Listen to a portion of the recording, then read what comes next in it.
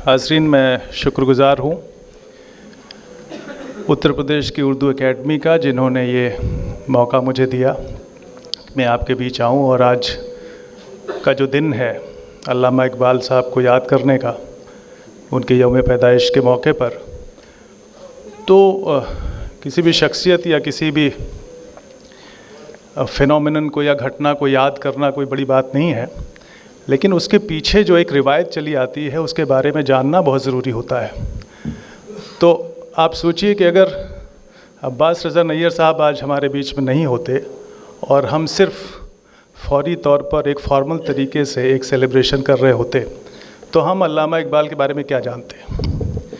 तो हमारा ये फ़र्ज़ बनता है, ख़ास तौर से जो एनलाइटेंड लोग हैं उनका ये फ़र्ज़ बनता है कि जनरेशन दर जनरेशन उस रिवायत को पूरी रोशनी के साथ पहुंचाएं, जिससे ये जो जश्न है, जो सेलिब्रेशन है, इसका मकसद पूरा हो सके। मैं अब्बास रज़ा नैयर साहब के बारे में हमेशा कहता हूँ कि हर बार ये हैरत में डालते हैं, हर बार ये मुझे हैरत में डालते हैं। और इश्क दर इश्क जिसको कहते हैं, हम सभी जो शायरात हैं और जो शुरा लोग हैं, उनमें इश्क तो भरपूर रहता ही है।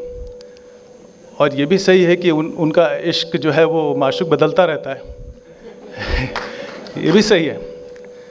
तो मैं कहता हूँ कि जब ये सामने होते हैं तो मेरा माशूक बदल जाता है, तो मुझे इनसे इश्क हो जाता है। और ये बड़ी बात है, कोई आपको, ये आप में काबिलियत नहीं है कि आप इश्क करते हैं या आप आशिक हैं या आशिक मिजाज हैं। काबिलियत जो है वो आपके माशूक में है कि वो कैसे आपको खींचे रखता है, कैसे बांधे रखता है। तो शायद यही वजह है हमारे यहाँ मीर गालिब या अल्लामा इकबाल या फैज़ जैसे जो शायर हैं, मखमूर जैसे शायर हैं, वो उर्दू की वजह से तो ज़िंदा हैं ही, लेकिन उनकी जो सोच है, उनकी जो जहनीत थी, वो क्या थी, कितनी ज़्यादा रोशन थी कि वो रोशनी जो है वो सेंचुरीज़ को क्रॉस करके, पूरी शताब्दियों को क्रॉस करके आज भी जो है वो नई जनरेशन को अपनी तरफ खींचती है। मैं 20 साल 22 साल के ऐसे तमाम बच्चों को या स्टूडेंट्स को या यूथ को जानता हूँ, जिनके पास पूरी जो है वो विरासत उर्दू शायरी की, हिंदी संगीत की और हिंदी पुराने फिल्मी गानों की और माइथोलॉजी तक की जानकारी उनको है। और हम कहते हैं कि नई जनरेशन को कुछ पता नहीं है। तो जिसकी तालीम अच्छी हो गई उसको तो जो है वो अपनी कॉन्टेक्चुअलिटी पता चल जाती है कि वो दरअसल किस ज़मीन में, हम कहते हैं कि ज़मीन, ज़ुबान और तहज़ीब, ये 3 चीज़ें कभी भूलनी नहीं चाहिए। और अगर आप ये भूल गए तो आप फिर जो है हवा में उड़ते हुए किसी जो है वो पतंग की तरह है, कभी भी कट के नीचे आएंगे। तो मैंने क्यों कहा कि ये माशूक हैं ये हमारे, क्योंकि एक शेर में मुझे हमेशा याद आता है कि भाई जब भी इनको मैं सुनता हूँ कि वो बोलता है तो सारा जहान सुनता है, एक हम हैं कि उसे देखते रह जाते हैं। तो मैं अब्बास रज़ा नैयर साहब का बहुत शुक्रगुज़ार हूँ कि उन्होंने ना सिर्फ मुझे, जिन्हें थोड़ा बहुत जानकारी थी अल्लामा इकबाल के बारे में, बल्कि इस पूरी महफ़िल को एक बहुत ही शानदार तरीके से, बहुत ही आसान फ़हम तरीके से उन्होंने ये बताया कि कैसे अल्लामा इकबाल हमारे लिए बहुत ही इम्पॉर्टेंट हैं। इस महफ़िल में ढेर सारे लोग हैं, वो सब अपनी अपनी ताईं किसी न किसी तरह तहज़ीब की खिदमत कर रहे हैं। और ये उर्दू एकेडमी इसलिए बनाई गई, शौकत साहब ने ये बहुत अच्छी महफ़िल यहाँ पे ऑर्गेनाइज़ करी। प्रभा श्रीवास्तव जो है हमारी मित्र भी हैं और ये डॉक्टर भी हैं। अब एक दांत निकालने और जोड़ने वाला अगर संगीत में आ रहा है तो कुछ तो ख़ास बात है, मौसीकी में और शायरी में गज़ल गा रहा है वो भी, तो कुछ तो ख़ासियत है जो ये खींचती है। तो ये जो तहज़ीब में कुछ ऐसी मैग्नेट होती है, ऐसा कोई आकर्षण होता है जो लोग इसको नहीं भी समझते हैं, जो पूरी तरह से इसका एप्रिसिएशन नहीं भी कर पाते हैं, वो भी ये मानते हैं कि इसकी इज़्ज़त की जानी चाहिए, इसको तवज्जो दी जानी चाहिए।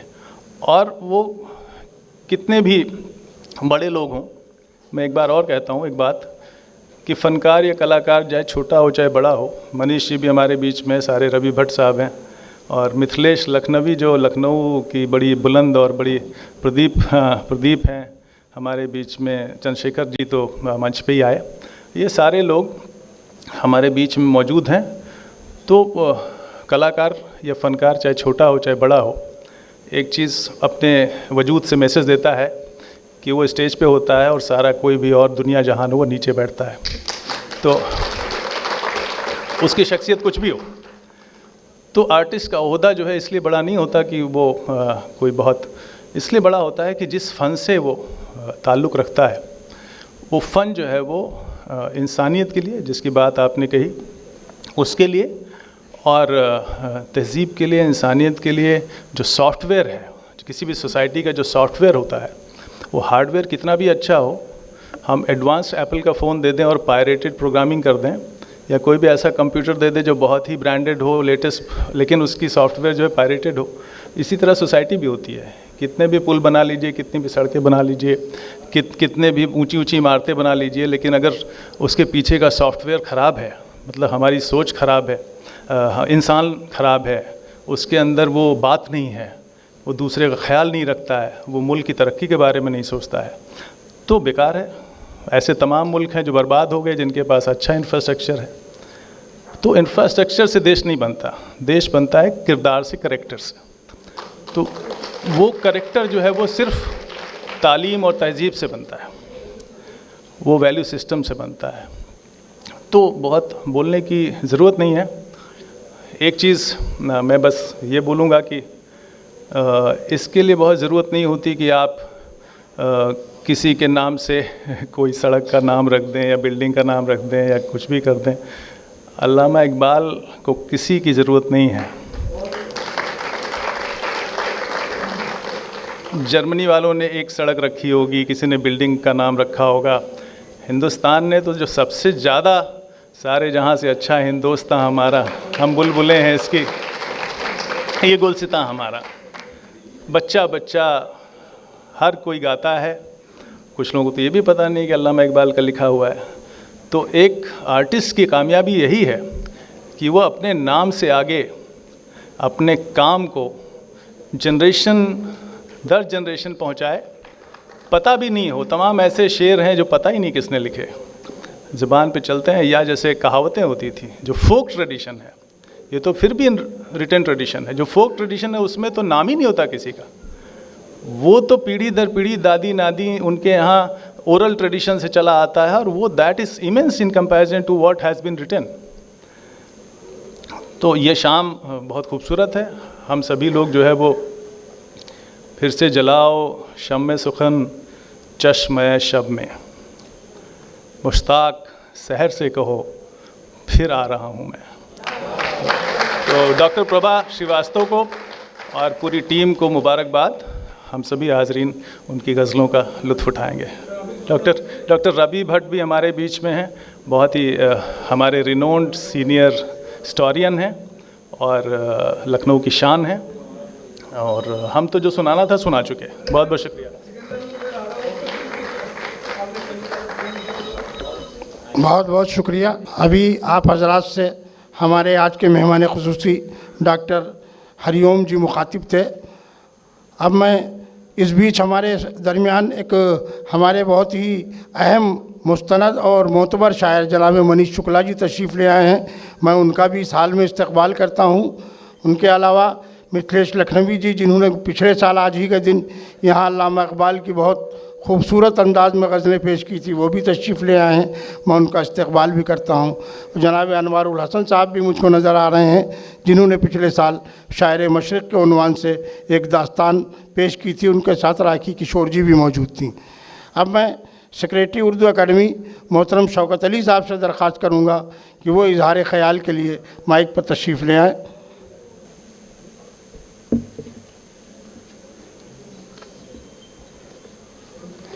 प्रोफेसर अब्बास रज़ा नैयर साहब और डॉक्टर हरिओम साहब के बोलने के बाद मुझे नहीं लगता कि बहुत ज़्यादा मुझे बोलना चाहिए। आप लोग मुंतज़िर हैं डॉक्टर प्रभा श्रीवास्तव जी की गज़लें सुनने के लिए। और अल्लामा इक़बाल पर जितना बोला जा चुका है या जो बोला है अब्बास रज़ा नैयर साहब ने, मैं शायद सोच कर आया था कि 2-4 अल्फाज डॉक्टर अल्लामा इक़बाल के लिए बोलूँगा। अच्छा नहीं किया आपने।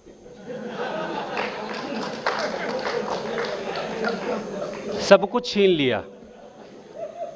2 शेर जो मैं चुनकर लाया था वो भी लूट लिए गए। बहरहाल बहुत शुक्रिया अब्बास रज़ा नैयर साहब आपका, सर का, डॉक्टर हरिओम जी का। पहली बार सर से मुलाकात हुई है। एक वाक़या मुझे याद आया। हमारे यहाँ एक साहित्य संस्थान है, राज्य कर्मचारी साहित्य संस्थान। वहाँ से एक पत्रिका प्रकाशित होती है, मासिक पत्रिका। मैंने यूं ही उसको उठाया। उसमें एक कहानी जिसका शीर्षक था लबड्डा। डॉक्टर साहब की ही लिखी हुई कहानी है। मैंने उसको पढ़ना शुरू किया और पढ़ते पढ़ते उसमें खो गया।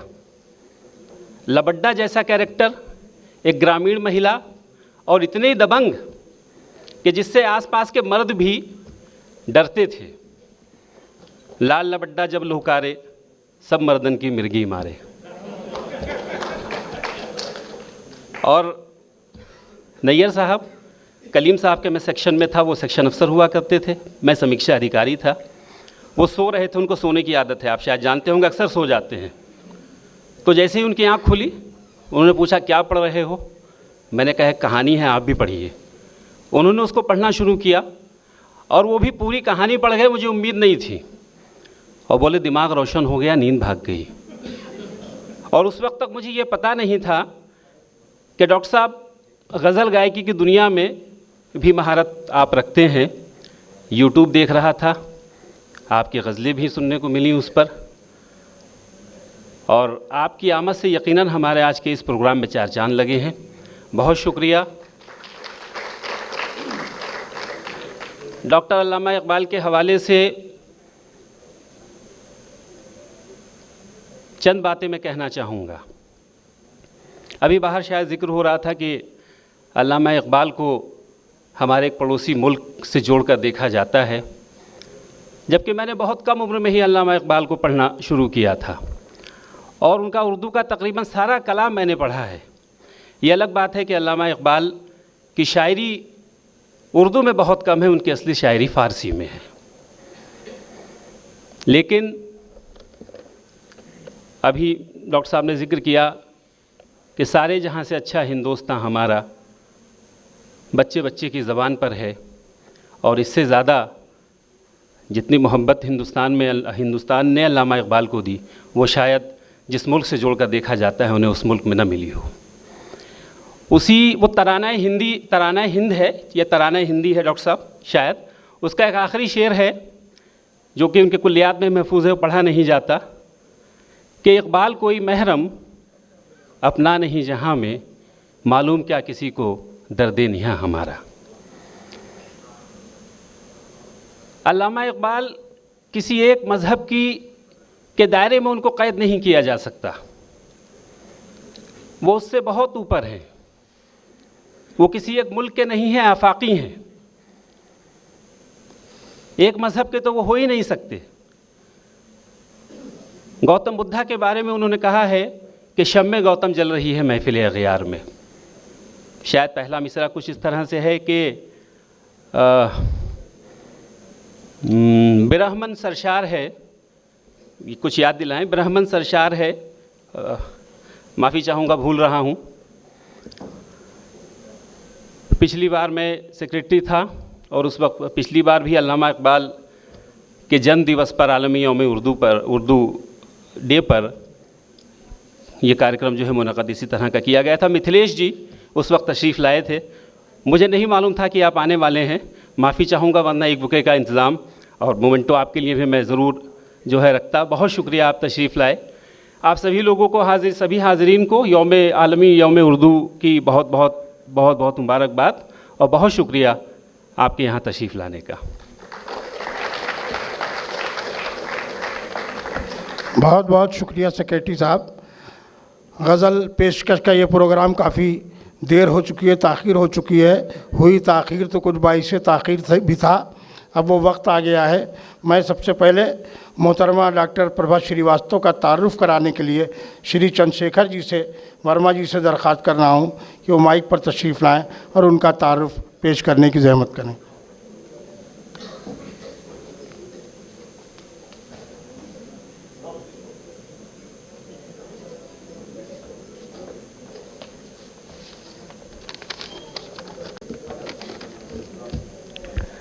हाज़रीन, आप सबको यौम उर्दू की बहुत बहुत मुबारकबाद। मैं भी एक लंबा चौड़ा खर्रा लेके आया था पढ़ने के लिए, लेकिन डॉक्टर साहब को सुनने के बाद और हरिओम जी को सुनने के बाद उसकी ज़रूरत नहीं महसूस हो रही है। लेकिन मैं ये ज़रूर बोल दूँगा कि एक शेर जो आपने डॉक्टर साहब बुलाया था वो मनीष भाई की एब्सेंस में पढ़ा था, अब उनके मौजूदगी में मैं पढ़ देता हूँ कि बात करने का हसीं तौर तरीक़ा सीखा, हमने उर्दू के बहाने से सलीका सीखा। तो मनीष भाई बहुत बहुत खूबसूरत शेर है आपका। मैं थोड़ा सा ये बता दूं कि मेरा उर्दू से ताल्लुक़ कैसे हुआ। मुझे उर्दू से मोहब्बत तब हुई जब मुझे पहली बार मोहब्बत हुई, और बहुत काम आई उर्दू मेरी मोहब्बत में, अभी भी काम आती रहती है।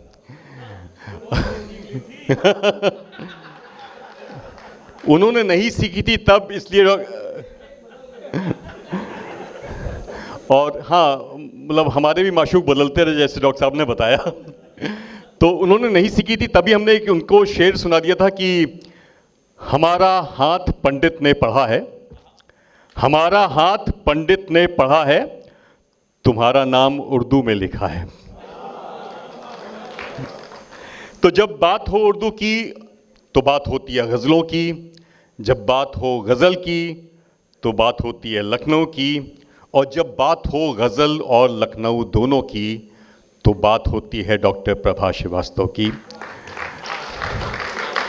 तेरी तस्वीर जब भी खिंचती है, तेरी तस्वीर जब भी खिंचती है, मुस्कुराते हैं खींचने वाले। तेरी तस्वीर जब भी खींचती है, मुस्कुराते हैं खींचने वाले। और ये मुस्कुराहट बांटने का काम डॉक्टर प्रभा श्रीवास्तव दो तरह से करती हैं। एक तो उनको देख के मुस्कुराहट आई जाती है, और दूसरा जिनकी मुस्कुराहट में थोड़ी बहुत दिक्कत होती है, यानी डेंटिस्ट की कुछ दिक्कत आती है, तो वो अपनी डेंटिस्ट्री द्वारा उसको दूर करके मुस्कुराहटों को खूबसूरत बना देती हैं। आज जो वो गज़लें सुनाएंगी, क्या होता है कि शायर अपनी ज़ुबान में गज़ल कहता है, फिर हम लोग उसको सुनते हैं, लेकिन उसको दिल में उतारने का काम प्रभा जी जैसे लोग करते हैं, जो आज करेंगी। मुख्तलिफ़ ख़याल हैं, मिलना है, बिछड़ना है, खुशी है, गम है, रूठना है, मनाना है, लेकिन वो सब ख़याल जो आप सुनेंगे वो आपके दिल में अपने जज्बात में मिलकर घुल जाएंगे। जो कृष्ण बिहारी नूर साहब का शेर है कि मैं तो गज़ल सुना के अकेला खड़ा रहा, इसको आप लोग पूरा कर सकते हैं मेरे साथ। मैं तो गज़ल सुना के अकेला खड़ा रहा, सब अपने अपने चाहने वालों में खो गए। तो अपने चाहने वालों में खोने के लिए तैयार हो जाइए। आपके सामने डॉक्टर प्रभा श्रीवास्तव, ज़ोरदार तालियों से उनका स्वागत करें।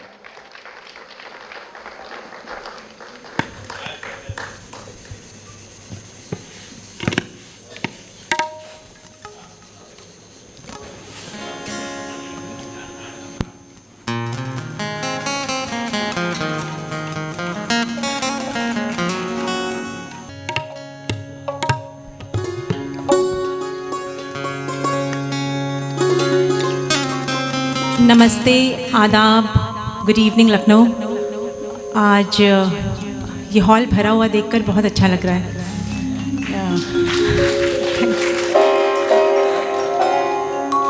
सबसे पहले मैं शुक्रिया अदा करना चाहूँगी उर्दू एकेडमी का, जिसने आज जनाब अल्लामा इकबाल की बर्थ एनिवर्सरी पर मुझे इस काबिल समझा कि मैं उनका कलाम यहाँ पेश कर सकूँ। और उसके बाद आप सबका शुक्रिया अदा करना चाहूँगी जिसने इस फेस्टिव सीज़न में और इतनी ट्रैफिक में, इतने टफ ऑफिशियल सिचुएशंस में आप सब ने टाइम निकाला और यहाँ पर आए। और ख़ास तौर से मैं शुक्रिया अदा करना चाहूँगी अपने चीफ गेस्ट डॉक्टर हरिओम जी का, जो ख़ुद एक बहुत बेहतरीन शायर हैं और साथ में एक गज़ल सिंगर भी हैं।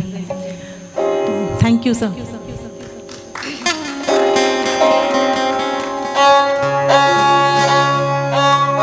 इस गज़ल इवनिंग का आगाज़ करने के लिए मनीष जी आने के लिए बहुत शुक्रिया। आप सबकी इजाज़त चाहूँगी सबसे पहले मैं।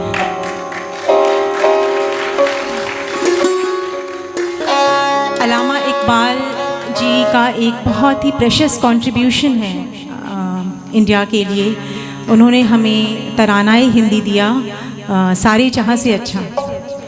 और पहला कलाम मैं उनका ही पेश करने वाली हूँ। तेरे इश्क की इंतहा चाहता हूँ, मेरी सादगी देख ये क्या चाहता हूँ।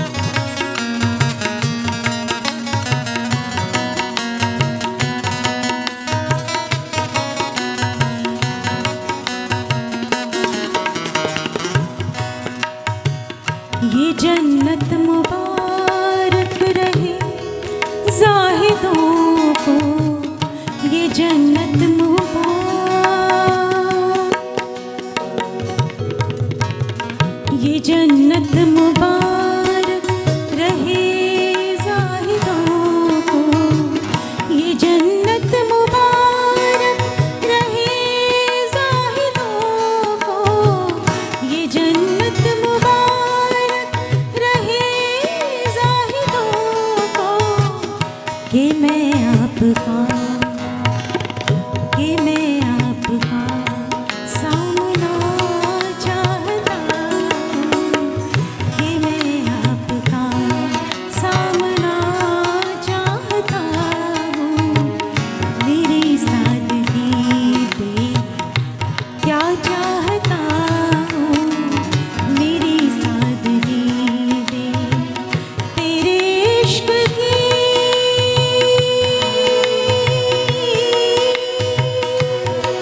इंतहा चाहता हूँ, मेरी सादगी पे क्या चाहता हूँ, मेरी सादगी पे क्या चाहता हूँ, मेरी सादगी।